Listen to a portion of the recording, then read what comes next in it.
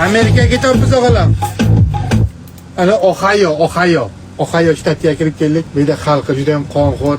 Katta tezlik bilan kelganda nima bo'ladi? Taq qiladi, tamom.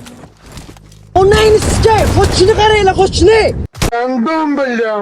Yo, men bitta o'zimni bo'lyapman. Kut bo'lsangiz, biz sizni muolaja qilib, normal odam holatiga keltirib qo'yishimiz mumkin.